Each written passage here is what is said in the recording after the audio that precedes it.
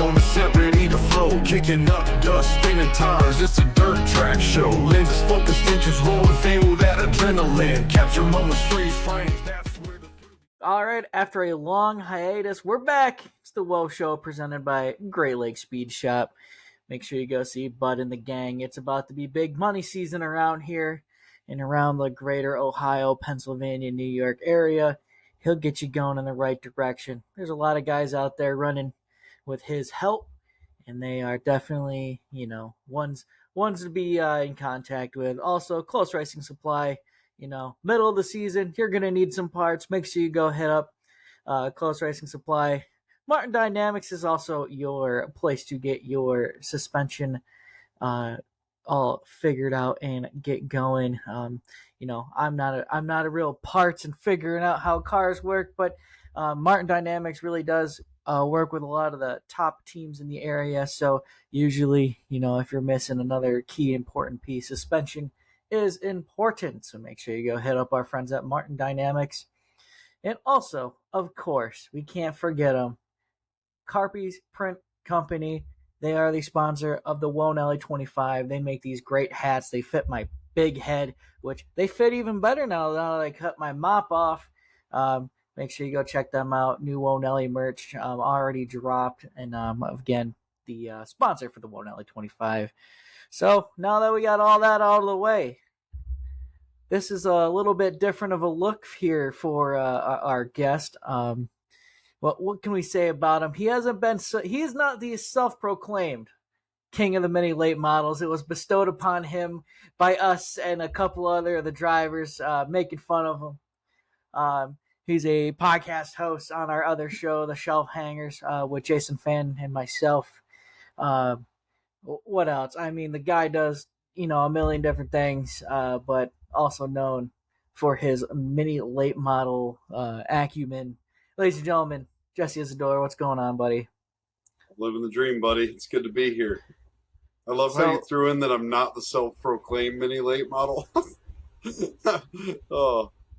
Yeah. Thank God you threw that in. Some say the Forrest Gump of mini late models. That'll take. That I will accept. You've been calling me the mini late model king to my own peril for months now. But yeah. I mean, you're one of the front runners in the division this year.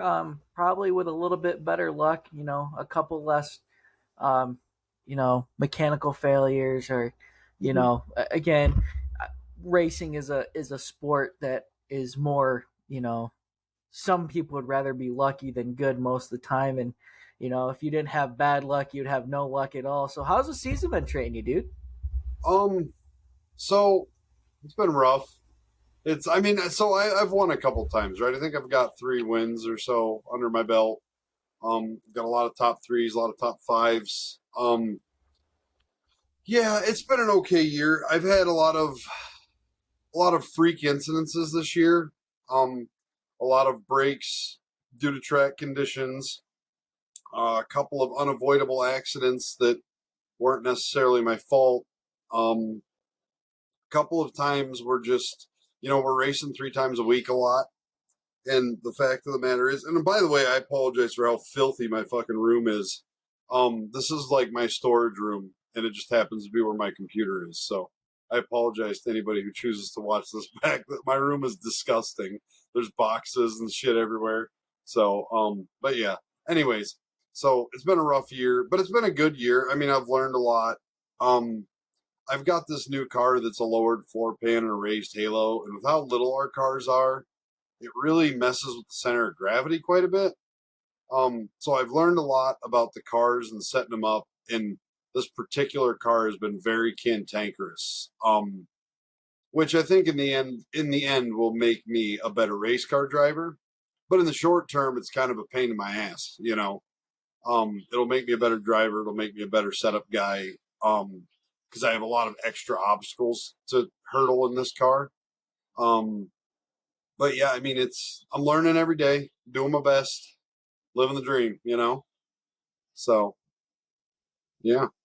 Not only do you do a lot of racing every time you can do. I mean, I feel like if we had a competition of who made it to the most races this year with a different driver, I think you are probably up there with the amount of races that we have had at Wonelli, just covering them. An absolute, a road warrior, if you will. But not only that, but you touched on helping a lot of guys. We always make the joke that you're always helping like the entire class get better, and you've been kind of like one of the key ingredients to getting this class off the ground and growing it. So, if you want to touch on that a little bit about a why kind of took, not why you've taken this on to yourself, but why did you kind of start trying to promote the mini late model deal and trying to help people get better, get into cars. I mean, the amount of talent that has gotten into these cars and have IRD on the side of the car. I mean, if it's not you or your dad winning races, most of the time it's one of your guys and your fleet up near the front, Yeah. or winning the thing. I mean, what kind of spurred all this together to get kind of like you to rally the troops and get people into the cars, and how is your, and how does that affect your race night? Because I know I've watched you be running around of like 17 different pits a night trying to get everybody situated. Yeah. So, um, why I got into it, we'll start there. So when I got in, there's not a lot of information on these cars, and what information is on these cars is like secondhand information about micro sprints and hyper seminars, things like that, right? So there's a little bit of a barrier to entry there. And me and Dad have a history in race cars in general, right? So we were quick learners in this class. Um, I had a decent rookie year. I went on a run at the end of the year, won a couple races. I had some really good runs where I got to come from the back to the front. My back. Just All right, where start did I over. lose you? Just Okay. start over with the. Okay, so we will start with why I got into doing this, right? So when I got in, there was almost no information. It felt like when you call the manufacturer, it's tough because they don't want to give you all the secrets because they also race the class, right? So not that there was no help, but there was limited help. Um, and all the help that I could get was secondhand information. Like I watched a lot of hyper setup seminars, and I watched a lot of stuff like that.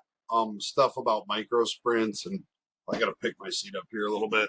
I'm like sinking as we talk, but yeah, it was all like stuff about micro sprints that I had to apply to the mini late models. It was stuff about like late models that I was trying to somehow apply, which ended up being pretty counterproductive at the end of the season. I kind of realized that. So I mean, me and my dad really trial and errored all last year. I mean, we went through like no bullshit, like 10 different spring setups.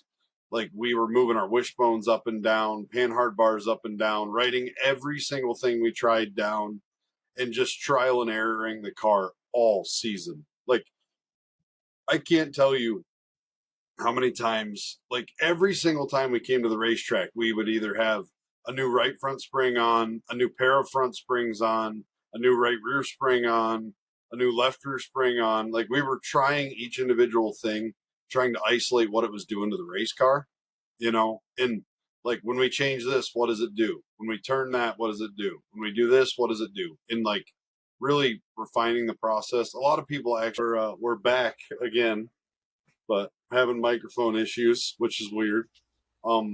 So anyways, we were changing everything, like isolating individual parts of the car, seeing what the effect was on the race car as a whole, writing it down, and just kind of honing the process all year. And by the end of the year, I had kind of found what worked for us, right?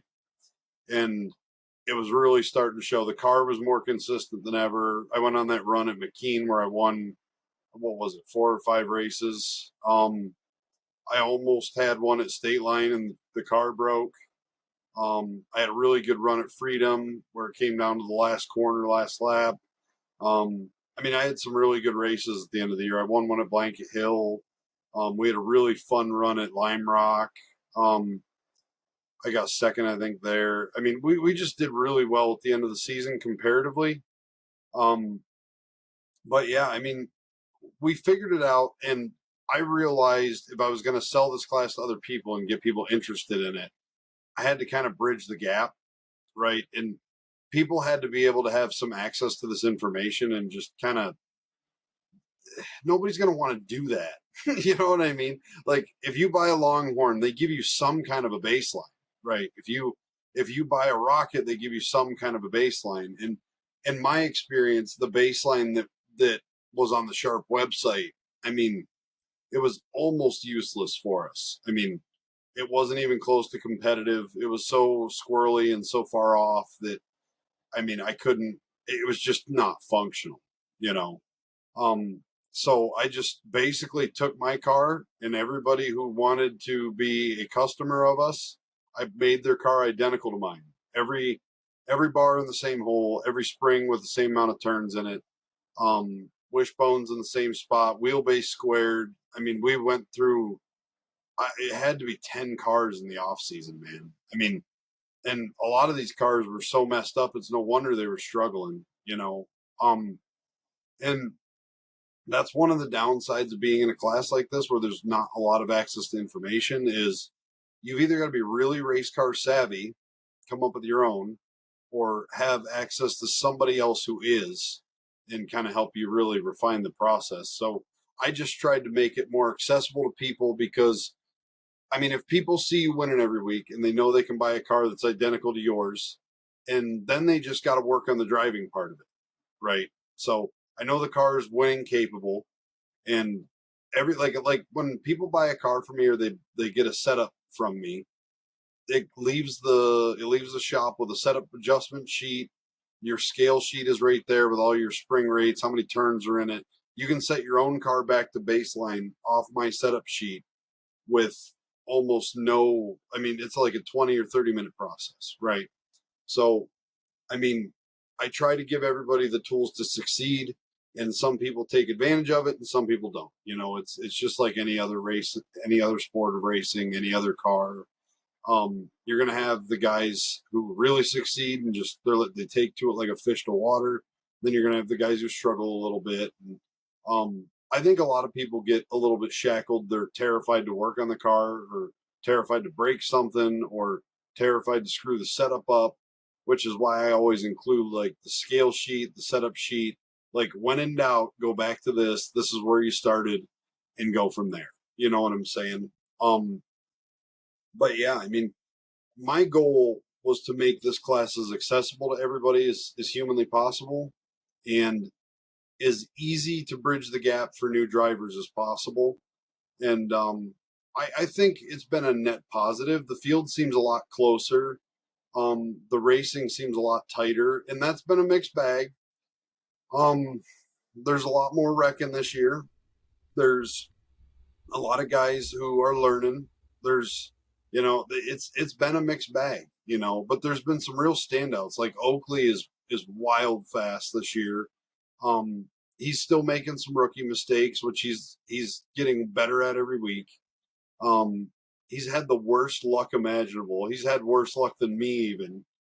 Um, but he is to me like the epitome of why I decided to do it, because that kid is like a little sponge, man. I mean, he's always over asking me questions. They're always, every time that car's broke, they rebuild it. I mean, that kid is such a standout, dude, and he's going to do he's going to do really cool things. He doesn't realize it yet, but he's gonna, I'm telling you. But yeah, I mean, that's why I do it. I mean, I get as much enjoyment out of setting the cars up and building the cars as I do racing them. The racing part is awesome too, but I'm more of a mechanical nerd than anything, and I would have the same amount of fun working on anything. So I think that's in a nutshell. And the reason I got into this class to begin with was racing has gotten to be almost like a rich kid's playground, right? And there's a lot of guys who just can't participate, and these cars are wicked fast, wicked fun. I mean, the racing is really tight when it's good, and yeah, you're gonna have nights where there's caution fests. You have that in everything, right? I mean, we always giggle about the pro mods. They're the same way. I mean, it's either the best race you've ever seen or the worst race you've ever seen. We're kind of that way right now because we're going through this awkward middle child phase where we added 5 to 10 cars last year. None of them really got to race until this year, and we're all learning each other. We went from a 4-car weekly lineup at McKean last year to, I think our lowest car count was like 10 or 9 this year, maybe. But I mean, we're averaging like 12 or 14. So that's good, solid numbers at McKean. But yeah, I mean, I like seeing the class.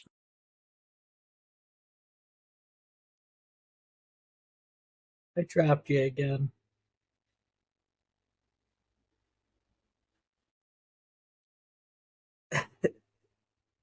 You're back. All right, seeing the class grow.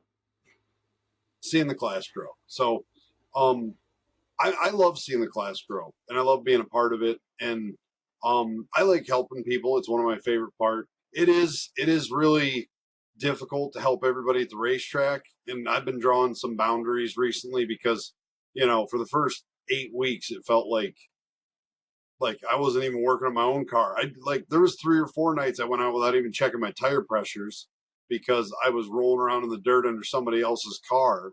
One night I was working on somebody else's car from the moment we got there till the moment I went out for my heat race. Then I didn't put fucking gas in my car and went out in the heat race and ran out of gas. Like little things like that, So I've had to draw some boundaries because my problem is I love to help people, and I will help people to my own detriment if I'm not careful. And so I've been drawing some boundaries at the racetrack where I just can't fix your race car at the track. I just can't do it. I don't have the time. I just can't. I'll give you as much advice as you want. You can come to the trailer and ask me any question you want, and I'll give you an honest answer. But for the first literal 8 weeks, I mean, I was under every race car in the class all night. So, and I will say this though, when I've had trouble, it's paid dividends. Like that night at Freedom, I had an army of mini late model guys standing around me with wrenches going, "What are we doing?" And I was like, "Oh, we're rebuilding the whole front end. All right, on 3, go." You know what I mean? And everybody's ripping off bolts and putting new ones in. And I mean, it was pretty cool. We rebuilt the whole front end of the car. I mean, we took everything off and put it all back together. And I don't think we did it right because the wheelbase was way off. But at least I got to race, right? So that's a good start, I think. But yeah, it's been a good time though. I absolutely love the cars, and when the racing in these things is good, it's really good. It's really good. And when the racing isn't good, it can be really rough. It can be very rough. It can be very rough. But what I would say is you don't get to add new guys like we do and not have this. You just don't. And in any class that you have this kind of explosion of growth, you're going to have this. It's just how it's going to be. We saw it in the pro mods. I think when that Rush Street Stock thing kicks off, you'll see it there too. I think this is just how it goes. I mean, when you build an entry level class and you sell it as an entry level class, you have entry level class issues. That's just how it goes. So, but yeah, that's where I'm at with all of it, I think. Moving on from that, what's it like racing with your old man?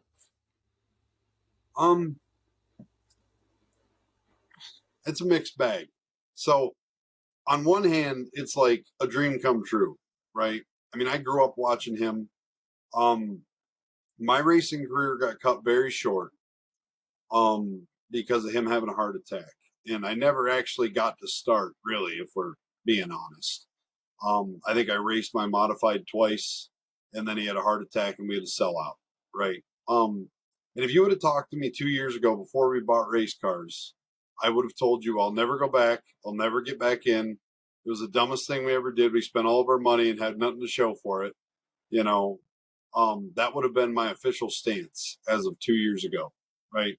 My dad sent me to get the first too many late models, and I argued with him the whole way. I said, this is stupid. It's a dumb idea. I don't even want to race these things. Why are we building these? Like, and he's like, don't worry about it. I'm paying for them. And he did pay for the first two cars.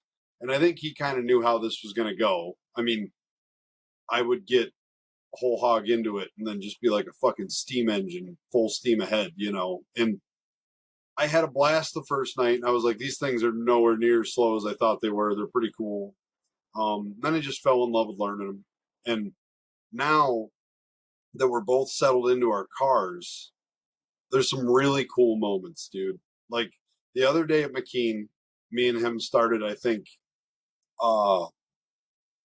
it's either 5th and 6th or 7th and 8th or something like that. And we literally just passed everybody in the field together, man. It was such a cool moment. It was so much fun. Like at one point I was going high and he was going low and we were splitting people down the front stretch. I mean, it's one of those moments that in your mind's eye, you're thinking to yourself, boy, that would be a cool moment. Can you hear me? All right, cool moment. So, but yeah, I mean, so there's moments. Like we had a moment in McKean where me and him were, I think like I said, I think we started 5th and 6th or 7th and 8th or something like that. And we just slowly worked through the field together. Like at one point I was on the high side, he was on the bottom, and we split somebody going down the back stretch. And then we split somebody again going down the front stretch. And in your mind's eye, like when you're thinking about how this might go, those are the moments that you daydream about, right? Like that, how wouldn't that be cool if we did that, And the more I race with him, the more moments like that we have. And that is probably my favorite part about this is, when you grow up in a racing family, your dad's a race car driver, or maybe you're helping on a race team or whatever. It doesn't have to necessarily be your dad. Usually the guy you're working with, in my case, my dad, was your hero. And that's definitely the case for us. Like when I was a little kid, my dad really felt like a superhero, you know. And it's super cool now as an adult to be out there racing with him and to have those moments. It's really cool. It's cool. It's as fun to watch him win as it is to win myself. I always kind of pictured if I was going to race, it'd be in a late model, like a full blown late model, right? And I mean, I'm not saying that won't happen. It might happen eventually. I just never in my wildest dreams thought we'd be doing it in mini late models. Like when my dad told me one night we were at Bradford and he saw these mini late models and he goes, wouldn't it be cool if we had these? And I was like, I'm 6'4". No, it wouldn't be cool at all. It would be terrible, absolutely terrible. Turns out I'm right. However, it is still fun. It is still fun. I am packed in there like a sardine, but there's a surprising amount of leg room. It's kind of just like the cockpit on any race car. I mean, my fat ass is kind of jam packed into any race car. But I mean, racing with my dad has been, in a lot of ways, a dream come true. In a lot of ways, it's a pain in my ass because he is a miserable son of a bitch. I mean, nothing I do is right. Everything I do is wrong. If I get anywhere near him, I hit him. This man will hit me and then blame me for it and be like, well, I wouldn't have done that if you wouldn't have done this. And it's like, I was 3 car lengths away from you. I don't know. You just sent it in too hard and clobbered me. Well, I wouldn't have clobbered you if you wouldn't have lifted. So, okay, dude. Yeah, I mean, so it's, he's always on me. You know what I mean? So, and my running thing is every time he starts talking shit, I just go, you're the best, dude. You're so good. You're the best. But it's been everything I thought it would be. It really has. And, I was talking to Travis Asel one night because he bought one of these cars. He was talking about how he thought when his boy was old enough, he was going to just let him drive his car and step aside. I told him, I said, Travis, if you get the opportunity, even if it's in one of these cars to race with your boy, I really wish you would do it. I really do, because you're going to have a lot of moments that you don't know that you want to have doing that. You know what I mean? It's a different experience. Like I don't know. It's weird racing with him, because a lot of times that I'm at the back or he's at the front, and vice versa. He's at the back and I'm at the front. Just depends on pill draw and all that stuff, right? But we always seem to end up side by side for some reason, and I'm definitely going to remember this for the rest of my life. Put it that way. I don't know how else to say it, but I even recommended Travis. I was like, you need to race with him. You need to get a car for him and have a car for you, and at least for a while race with him, because you're going to miss out on a lot of memories that you will wish you had someday, because I'm glad that we did this, and I would do it 100 times over because I've had that much fun, so that's what it's like to race with my dad. So you're always telling me good Rick Isadore stories, and what is your favorite one that you can tell all our lovely listeners here? Because uh, even though you always like, he's miserable, whatever, he's one of my favorite people to just listen to talk, or just like the stories about him. So you got to pick one. I'm putting you on the spot. You have to. I think one day we got to get old Rick on this show and just let him talk. I'm just gonna give him a live mic and just go, all right, you just say whatever you want, man. Oh, that's such a bad idea. It's such a bad idea. Get the bleep button ready. But so I'm gonna steer away from racing stories. I'm gonna tell you at least one, maybe three stories, okay, that immediately come to my mind. So, full disclosure, my dad is a crazy person, like through and through. He's nuts. So, okay, okay, let me start with a G-rated one, okay? So, when I was a little kid, I decided I was going to play football. I was probably, I don't know, 12? When do you start 7th grade football? 12, 11 years old, something like that. Well, my dad comes up to me and he goes, how are you going to play football? You're fat. And I was like, oh, whoa, how do I fix that? I don't know. Okay, what do I got to eat? I don't know. Do I eat celery? I don't know, dude. He's like, we got to start running. You got to get your running shoes on and go running. I was like, I'm 11. Do I have running shoes? Where do I get those, So, and he's like, no, put your sneakers on. We're going running, right? So he ran with me down the road, maybe once, maybe twice, and he quit halfway and he goes, you keep going. So I kept going, this little fat, pudgy 11-year-old, right? And he just waited, and he's like, just go like another 100 yards and come back. So then he sits there, catches his breath, waits for me to come back, and runs back with me. So then, like 2 days later, he comes home with a fucking 4-wheeler, right? And he's like, we have a 4-wheeler now. This is how we're going to run. So he follows me up the main street, and I'm running, this little fat kid, this is terrible, and every time I would go too slow, he'd hit me with the 4-wheeler. So he'd go faster and hit me, run me over ankles and all, and so, then the 4-wheeler broke down like an hour later. Like, this thing lasted 5 minutes, right? So then he had this little S10 truck that he used as a daily driver, right? And he was like, fuck it, I'll get in the truck. So now I'm running down the road every day, and he's following me in an S10. And when I go too slow, he runs me over, right? and like, so this happened for like years. Like, I was like 20 when he quit, right? So it lasted forever. I was graduated high school by the time he quit doing this. And so one day after I graduated, I'm on my way. I'm home from the oil field. At this point, I'm working, and I would meet them for breakfast in the mornings. And he's telling this table full of old ladies, right, and his complete lack of awareness, right? He tells these stories like it's not child abuse, right? It's like that's not wholesale go to prison child abuse, right? But my kid doesn't run fast enough, I hit him with my truck, right?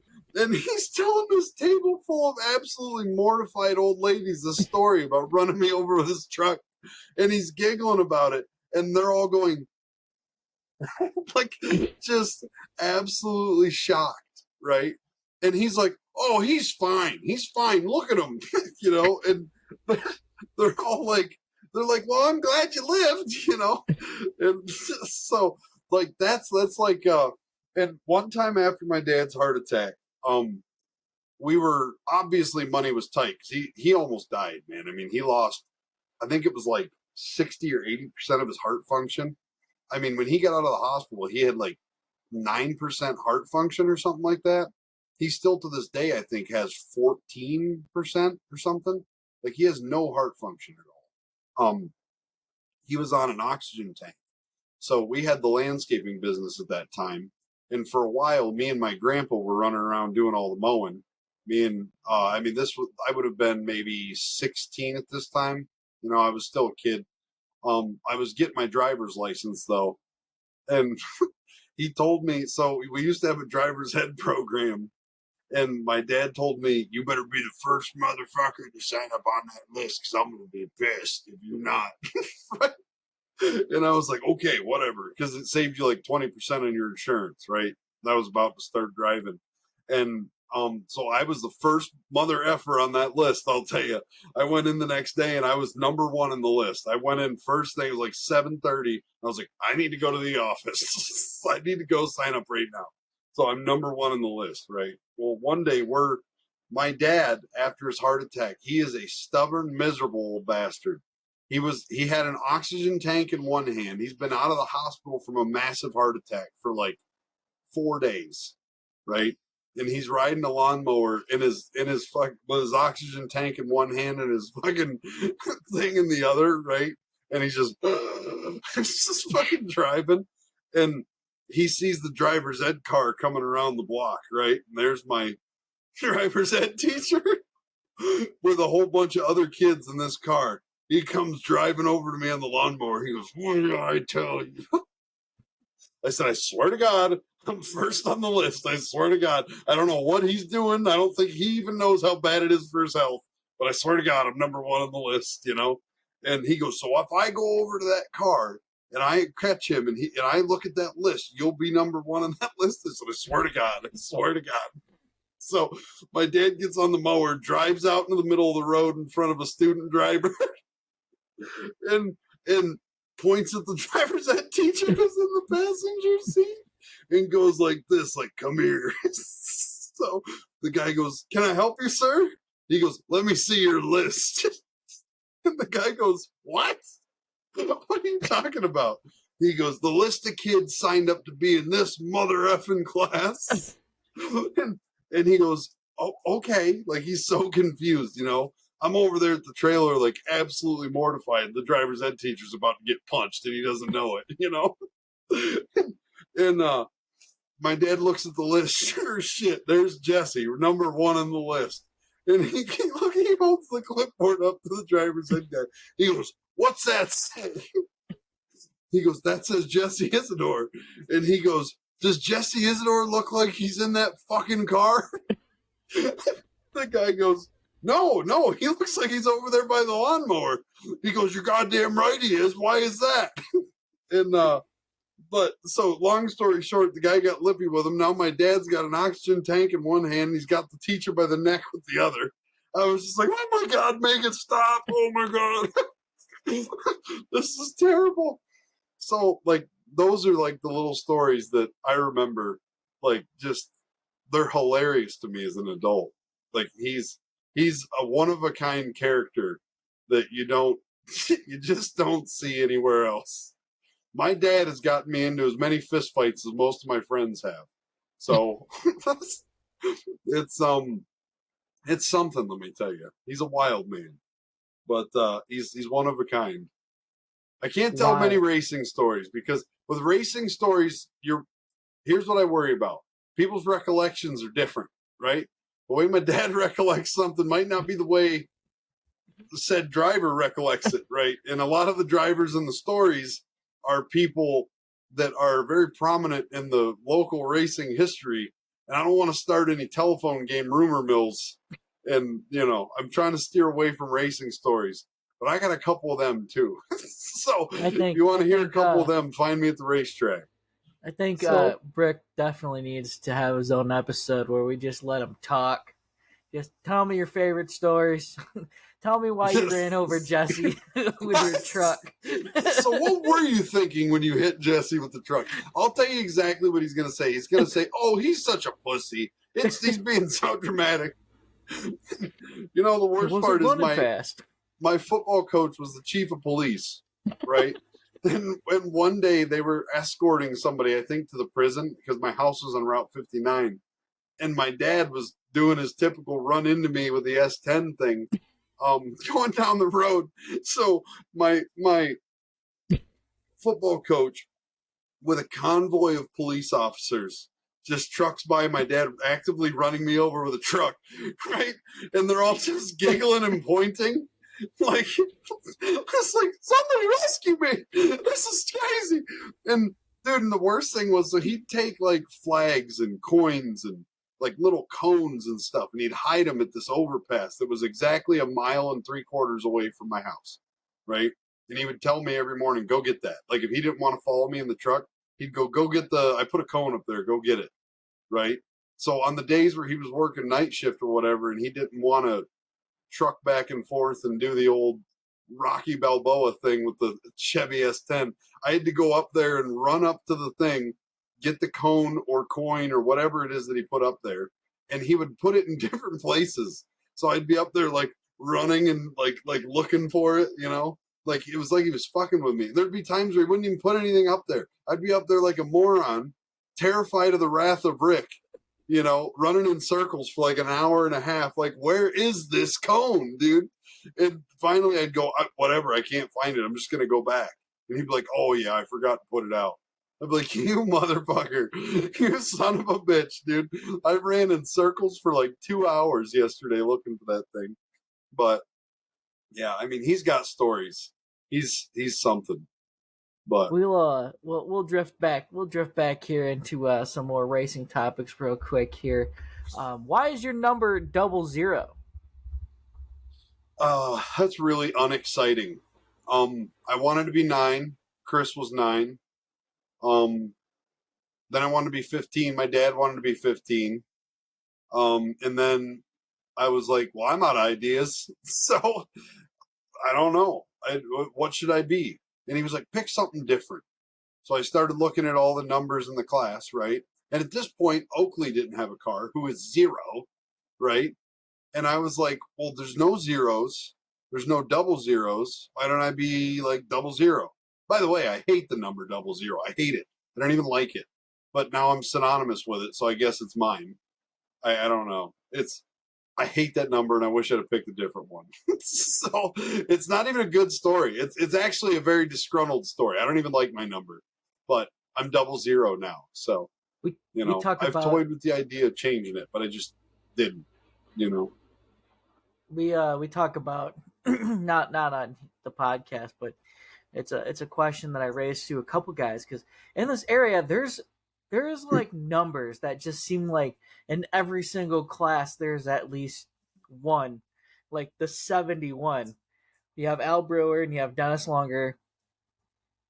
I'm blanking, and they all got it from. Not all got it from, but there's more 71s.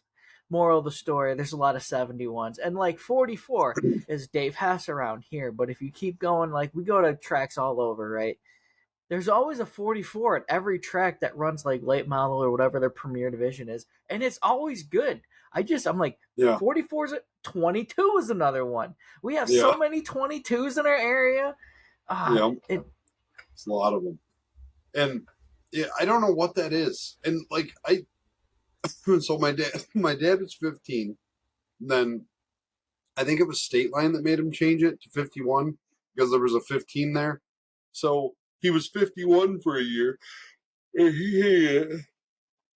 I'm yawning all the time. I'm the worst. I'm a terrible podcast guest. But so he was 15, and then he changed it to 51 just to run. I think it was at State Line for a year.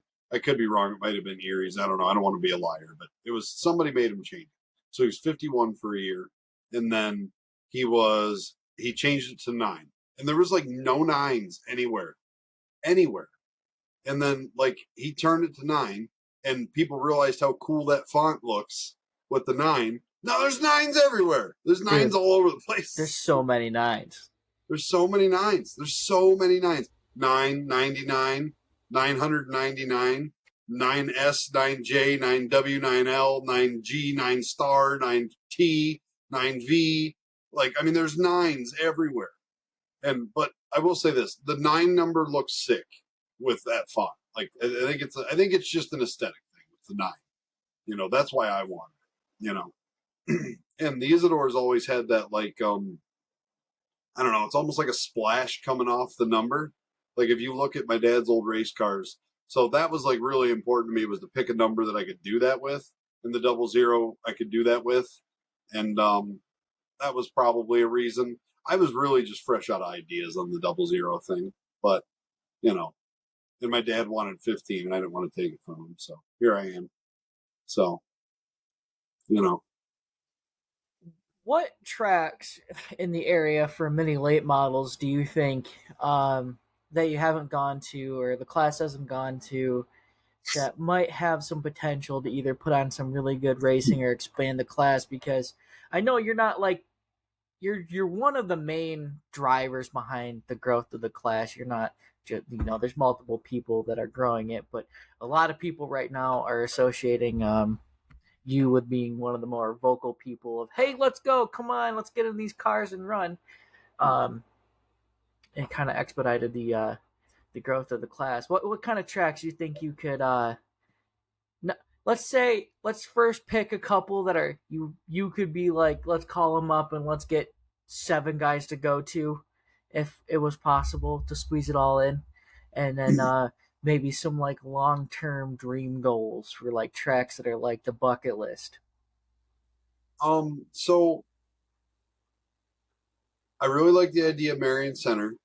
I really like the idea of running at Genesee more. I had a ton of fun at Genesee. I really like the idea of like, and this one is more of a bucket list. Like, it would be cool to book a show here. It's not like a realistic, like weekly track. Tyler County would be sick. I mean, that would be really cool. I like the idea of Raceway 7 or Erie's. I like the idea of, there's a lot of tracks that I like the idea of, but I think they might be too big. Does that make sense? I don't know. I am down to race. I'll tell you what I had a ton of fun at. I had a ton of fun at Lime Rock. I mean, Lime Rock is a micro sprint track, but my God, is it cool in these cars, because you're just door to door, like absolutely dogfighting for every position. I mean, it is such a cool track. It's so grippy. I have a blast there, dude. I have a blast at Blanket Hill. It's a real bummer that we can't seem to pull a car count at Blanket Hill, because that track would provide such good racing. And if we could get 15 cars at Blanket Hill, do you know how fucking cool that would be? Like, that would be an awesome show. Like, an awesome show at Blanket Hill, because Blanket Hill is like It's another micro sprint track, right? It's another micro sprint track, but it's also like, it's a little bigger than Lime Rock. It's not as grippy of a surface as Lime Rock, so you have to really drive the car. Like, you're not just going to send it in and rail the top, or send it in and rail the bottom. I mean, you're going to have to go out there and just drive.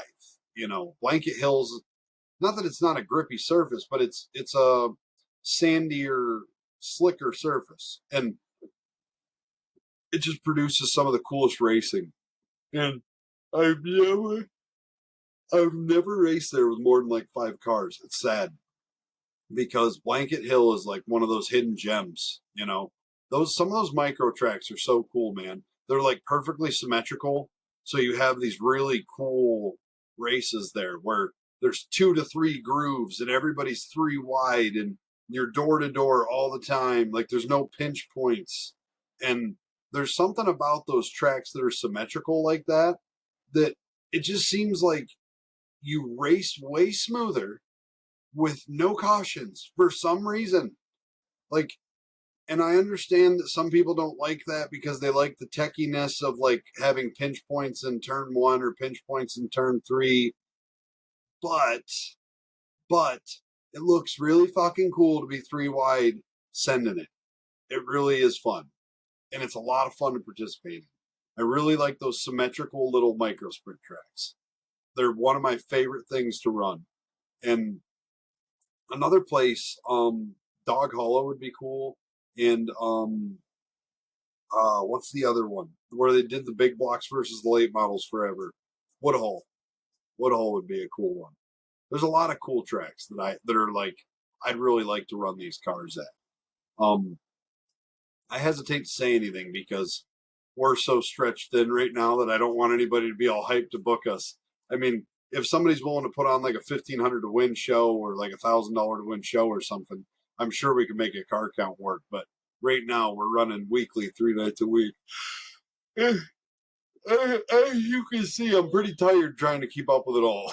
So it's you know, I really like the idea of Marion Center though. I think that'd be a really cool place.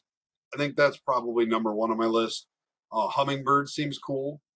I really like Hummingbird. I'm a big fan of everywhere, dude. Just pick one, dude. I'll run it, dude. Sign me up. I don't need to sleep.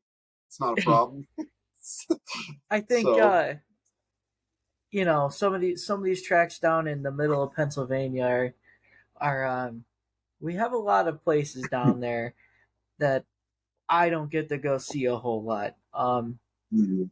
Hummingbird is one of them, and I always like to tell the guys down there, Peach and John, who promotes it, that you know they have a hidden gem, and it was kind of this really interesting place where they really didn't do series and all this other things where like if you came to race Hummingbird, you came to race Hummingbird, you know, and all the people are super nice. Even before they started bringing in series and all that, I got to go down there a couple times. I followed back way before Whoa Nelly was anything. I didn't, as Tyler Carpenter once said, I didn't even have a pot to piss in.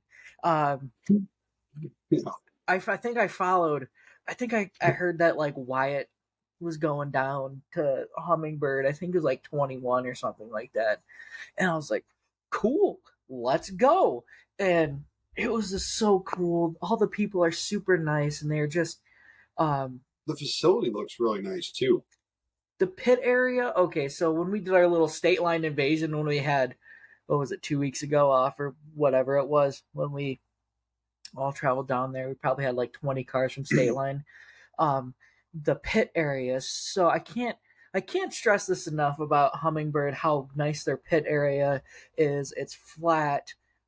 There's space for days. The way it's organized, there's a lot of places around here, and I'm not trying to like hate on anything, where getting on and off the track is a nightmare because they just don't have the room. I would say that places like Bradford that have it together where they have like a nice chute to put cars in staging and then Yeah. have an Funnel exit. people in and out. And you know, State Line is my home track, but having one exit and entrance is sometimes a little bit of a traffic jam over there. Um, you know, they Especially when make it people work. start leaving, like when trucks and trailers start leaving, and then you got cars in the lineup chute and cars coming out. It can get pretty crazy. Yeah, So, it's there's a little crazy. I like the way Erie's has the backstretch lineup sheet. Anyways, I'm getting off topic here. Hummingbird, really nice facility. They have the nicest porta johns in the entire world. I would eat dinner off the floor of the porta potties at Hummingbird. I can't stress this enough. They are some of the nicest, most clean.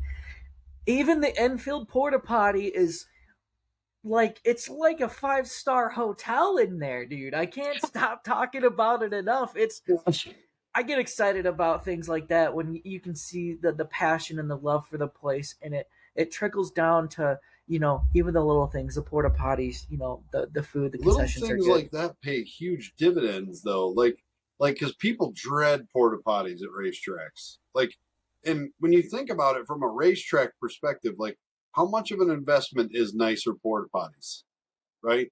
Is it really that big of an investment that you have to be worried about it, right? And And if it's a creature comfort that people actually appreciate, do it. You're already paying to have the things cleaned and sucked out and washed, and you're already doing all that. Spend an extra couple $100 on each porta potty and get the Taj Mahal of porta shitters. I You just know, they upkeep. Guys, I've been doing this too long. These little things excite me when we go to places. Um, I'll tell you what. Like I can't even. Infield porta potties are awesome for us people that can't leave the infield on long nights. So appreciate you guys that have one.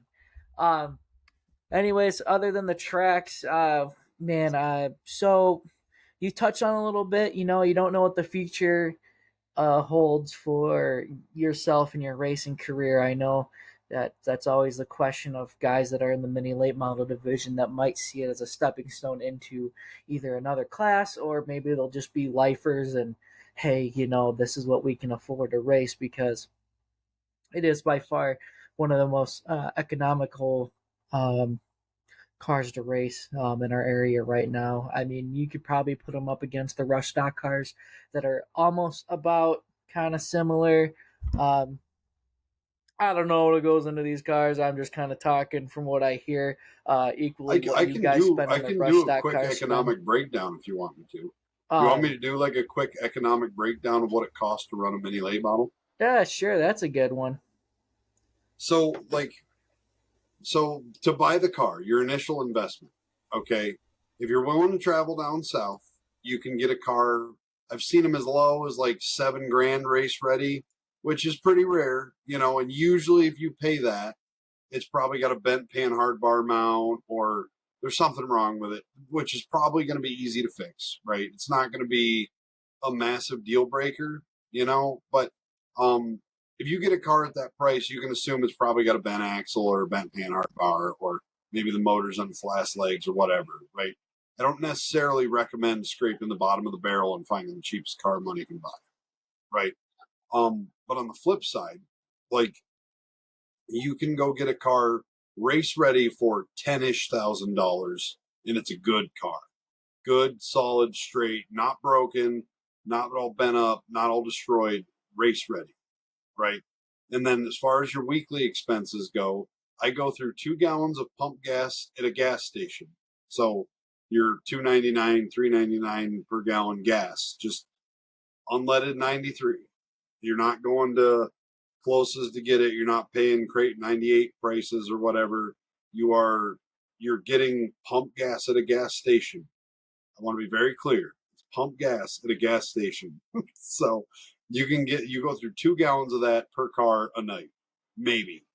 I mean, it's only like a 4 gallon gas tank or a 3 gallon gas tank. It's not a big gas tank. And one tank will get you through an entire night. So you have that investment, and our tires are hard as a rock. So I run my same tires 10 nights in a row, maybe more. I mean, our tires are 48 American Racers. So if you're a late model guy, you know exactly how hard that is. That's a pretty hard ass tire. So they last forever.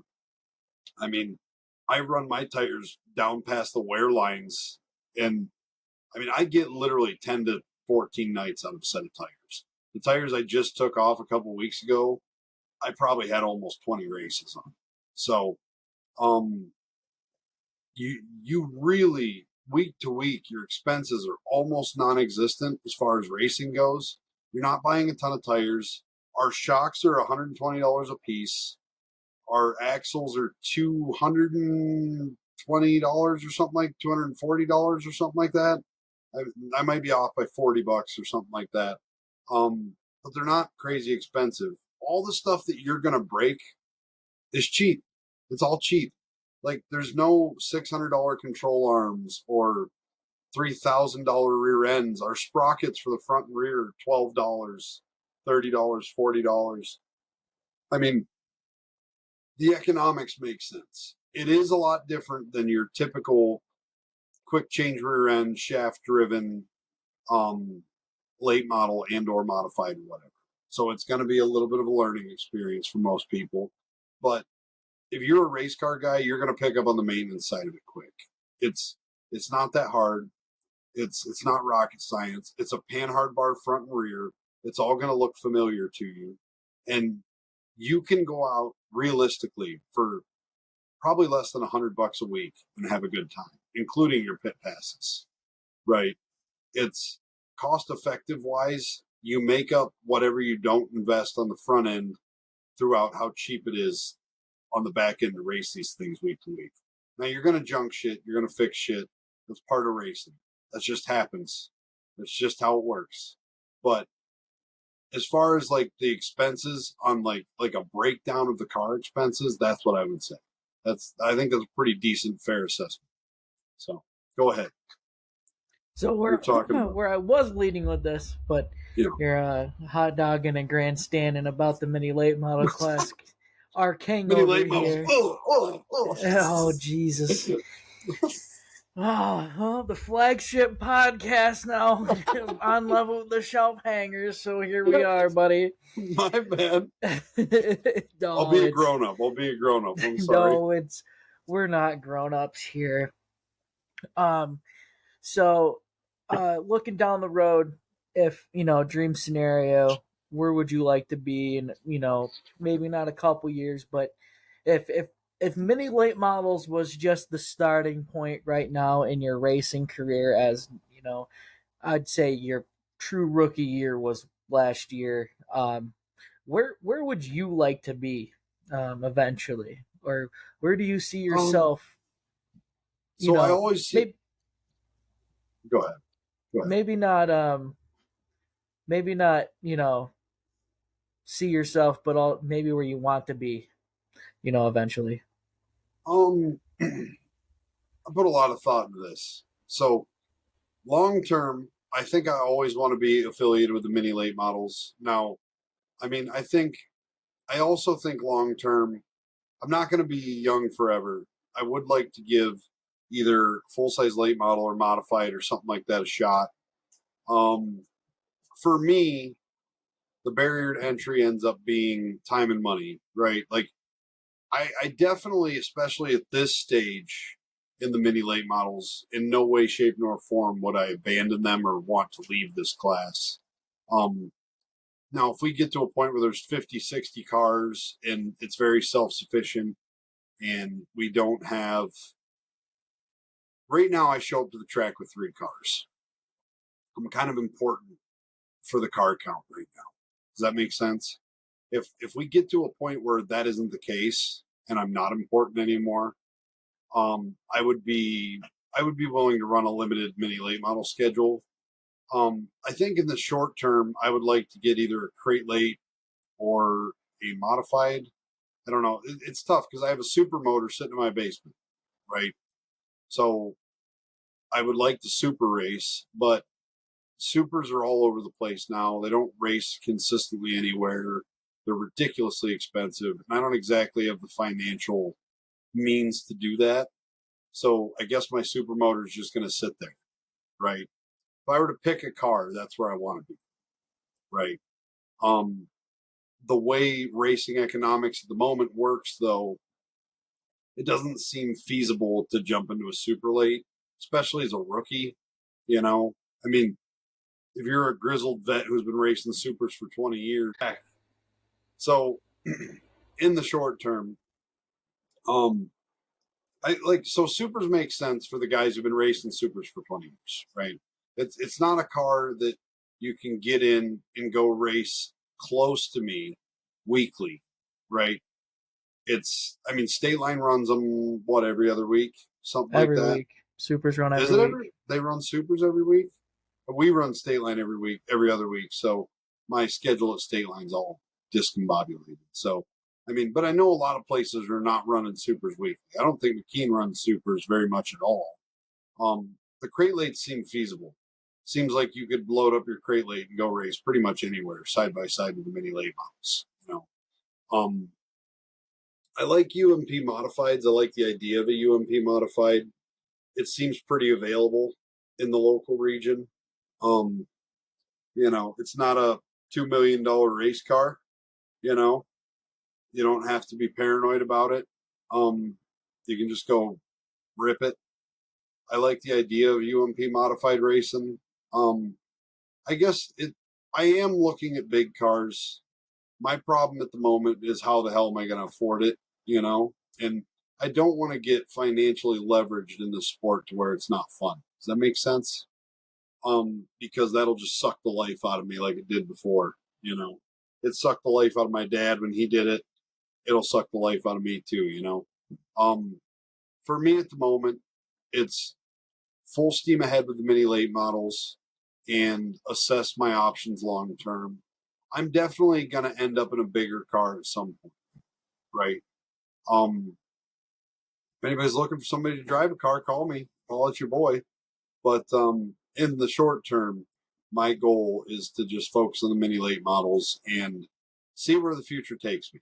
Because I think that I'm either going to stumble across an opportunity to buy something or be presented an opportunity to drive something at some point, and we'll just see how that goes. I'm not going to get too far ahead of myself planning for the future. But I do have my eyes on a bigger car. Now, whether that be a UMP, a late model, a crate late sounds like fun. But I'll do basically anything. You give me a fucking lawnmower, I'll race that bitch. Sign me up, dude. So. All right, before we hop off of here, make sure you thank everybody that makes this all happen for you on the mini late model. So, I want to thank the Mountain 106.3. I want to thank Burnin' Hollow Hot Sauce, RJ Lawn Care and Garden Center, my mom and dad, DJ's Kitchen, Eaton Fabrication.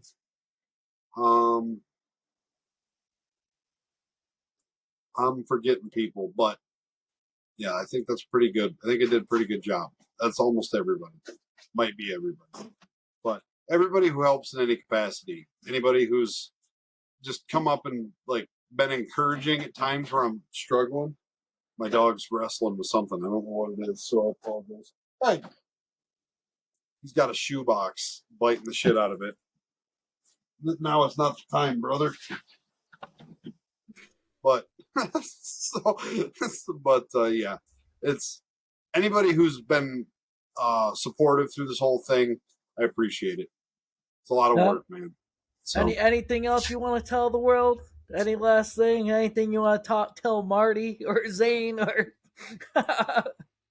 No, I don't want to dumb up your podcast any more than I have already, dude. I already ruined your flagship podcast.